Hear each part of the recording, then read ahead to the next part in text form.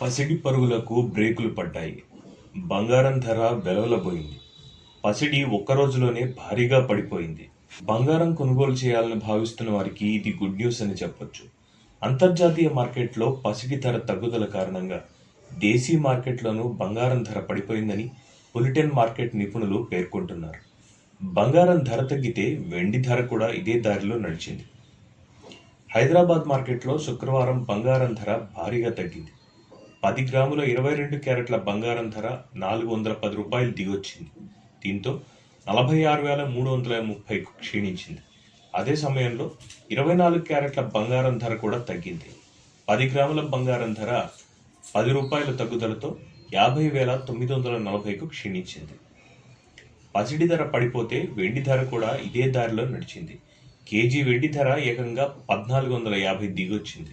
దీంతో 48,600కు పడిపోయింది. పరిశ్రమ యూనిట్లు, నాణెపు తయారీదారుల నుంచి డిమాండ్ పడిపోవడం ఇందుకు ప్రధాన కారణంగా చెప్పుకోవచ్చు. ఇక అంతర్జాతీయ మార్కెట్లో కూడా బంగారం ధర దిగొచ్చింది. పసిడి ధర ఔన్స్కు 0.26% తగ్గింది. దీంతో బంగారం ధర ఔన్స్కు $1,785కు పడిపోయింది.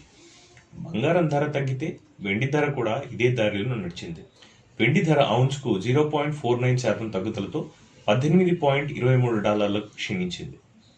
దేశ రాజధాని ఢిల్లీ మార్కెట్లో కూడా పసిడి ధర భారీగా తగ్గింది. 22 క్యారెట్ల 10 గ్రాముల బంగారం ధర $400 దిగొచ్చింది. దీంతో 47,150కు క్షీణించింది. అదే సమయంలో 24 క్యారెట్ల 10 గ్రాముల బంగారం ధర కూడా ఇదే దారిలో పయనించింది. 400 తగ్గుదలతో 48,350కు పడిపోయింది. ఇక కేజీ వెండి ధర కూడా 1,450 తగ్గింది. 48,600కు దిగొచ్చింది. ఇకపోతే బంగారం ధరపై ప్రభావం చూపే అంశాలు చాలానే ఉన్నాయి. ద్రవ్యోల్బణం, గ్లోబల్ మార్కెట్, పసిడి ధరల్లో మార్పు, కేంద్ర బ్యాంకుల వద్ద ఉన్న బంగారం నిల్వలు, వడ్డీ రేట్లు, జ్యువెలరీ మార్కెట్, భౌగోళిక ఉద్రిక్తతలు, వాణిజ్య యుద్ధాలు వంటి పలు అంశాలు పసిడి ధరపై ప్రభావం చూపుతాయి.